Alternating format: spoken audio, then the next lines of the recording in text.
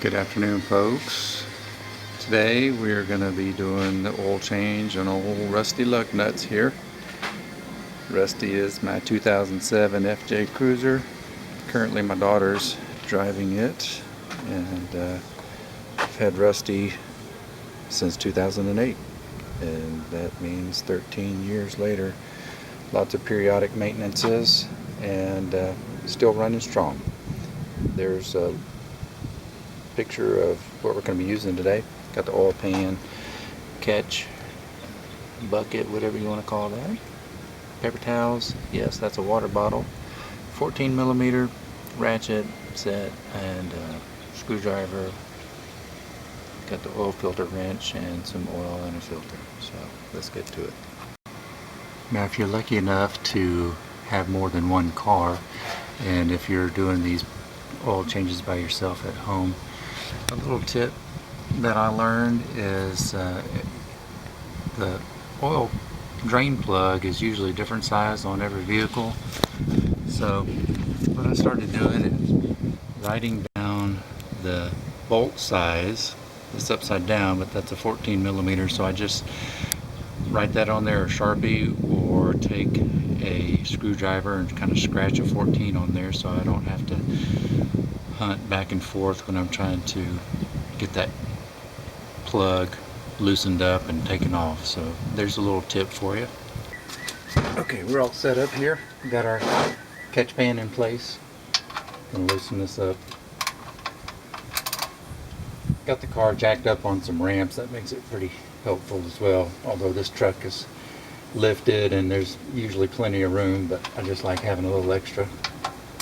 So just get that started. I do like to wear gloves, and make sure you're centered up here.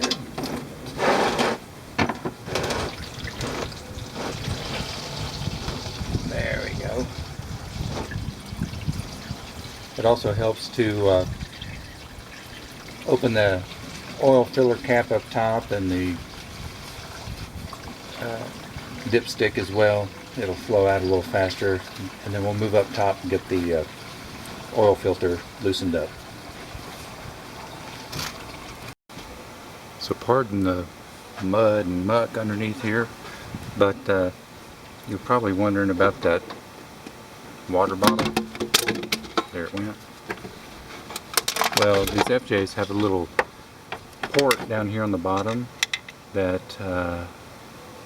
catches the oil, so when you unscrew this oil filter, you can drain the oil out the bottom. So I'm going to pry it off with this screwdriver and then stick my water bottle underneath it so it catches that oil.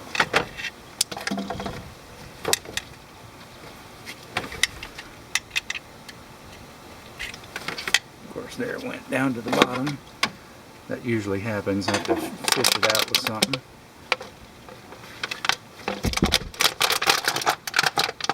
Get the bottle under there, right there. Just let it go.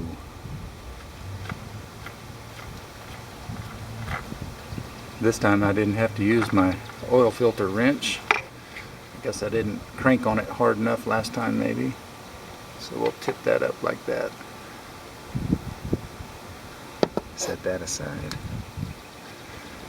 Have a paper towel handy as well, so you can mop up this so you're not standing there forever holding it.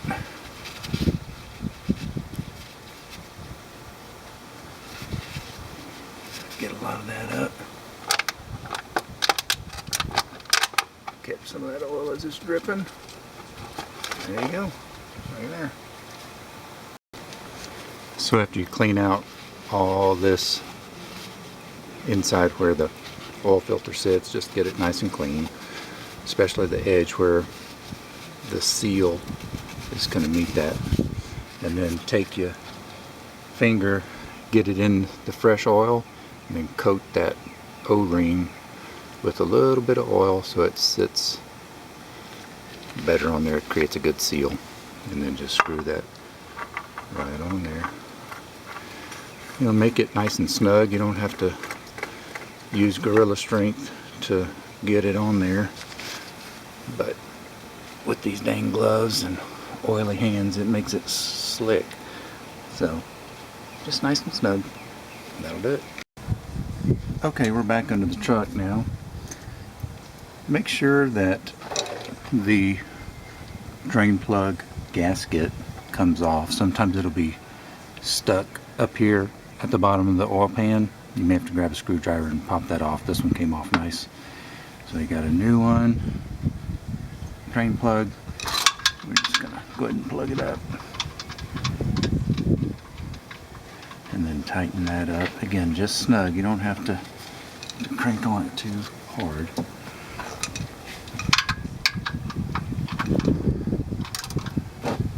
Just snug. Clean up your mess. And then we'll go back up top. Okay, we're up top now.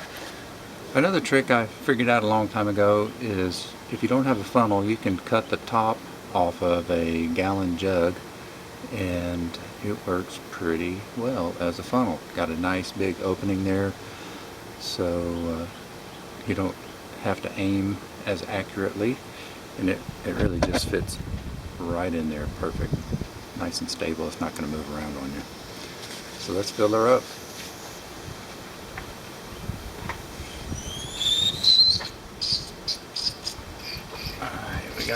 I like to use Mobile One. I have for probably the last 10 years in this truck, and yeah, just has performed well for me over the years. This truck has, I think, about 138,000 miles on it now. We'll find out here in a second, but takes 5.5 quarts, so this is a 5-quart jug.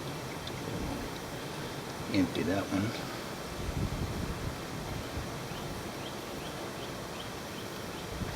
And then get a little bit more.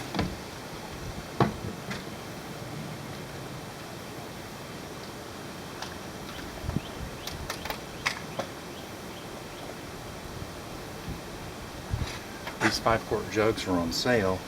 It was $10 for 1 quart or $30 for 5, so I just grabbed an extra one because I figured I'd be back at it sooner than later, and I'll use it all up. That's probably about half, and we'll check the level here in a minute.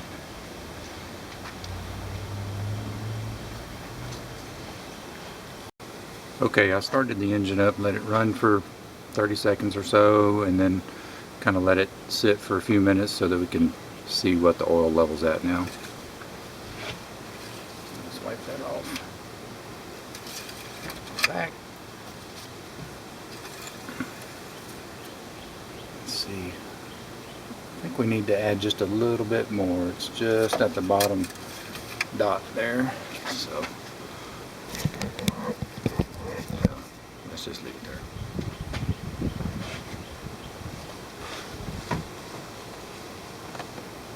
Just another splash. Probably good.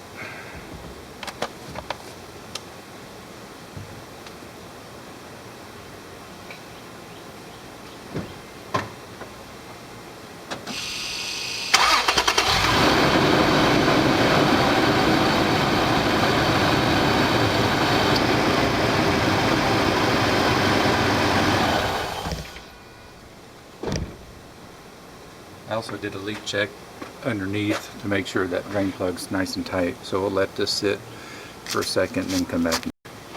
Okay, so we're back. Let's check it one more time.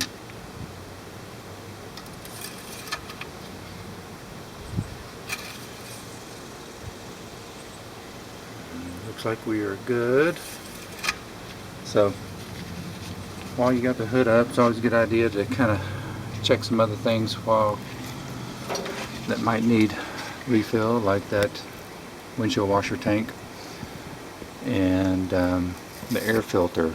So I pulled the cover off a couple of days ago, and it does need to be replaced. I just need to get one, or see about ordering it online. Might be a little cheaper, but I think it's been about 15,000 miles probably.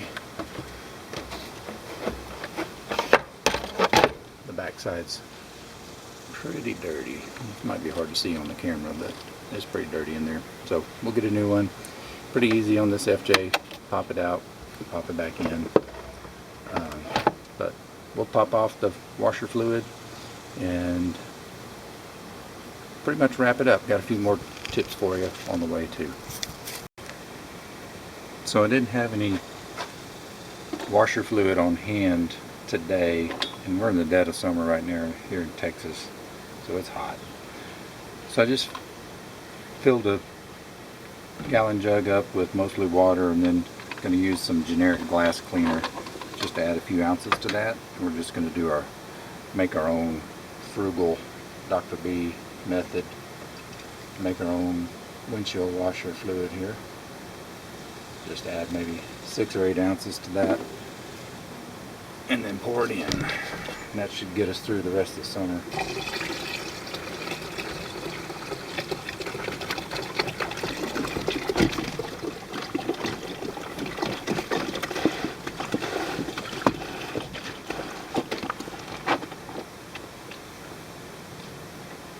A little too foamy.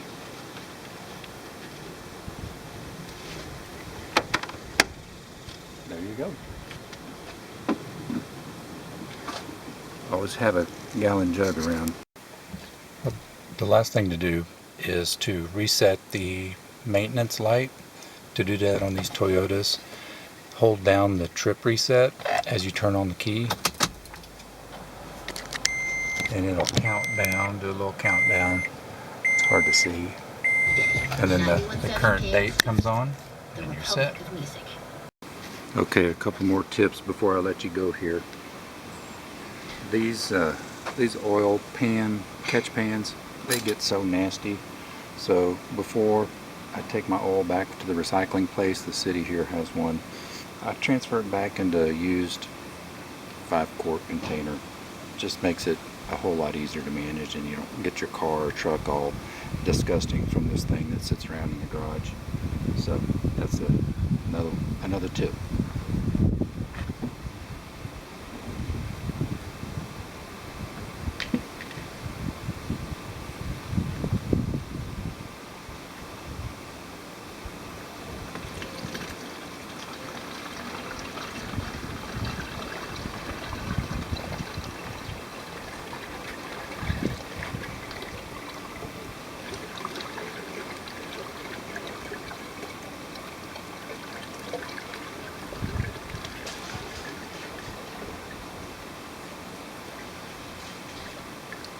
And I've done this enough times to know that this truck, everything I drain out will fit back in to this 5-quart container. There's a little extra room at the top of that half quart if it is still in there. Usually it burns about a half a quart anyway. It's a 5,000 mile oil change interval on this FJ, so that's all going to fit just fine. But just one less mess to worry about when you're taking the oil back. Make sure you do that. Don't pour it down the dang gutter or anything like that. Don't be stupid.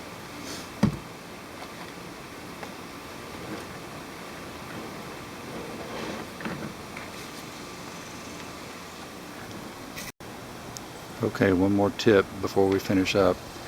You may have seen it when we were pulling the oil filter off, but I do like to take a silver Sharpie and write the mileage, current mileage, and today's date, so that I just know in case I happen to lose that information, which just happened to me. The app that I was using to track all my vehicle maintenance and mileage and gas mileage just pooped out on me. The developer won't update it, so I lost all that info. It was a sad day. Let's keep doing stuff.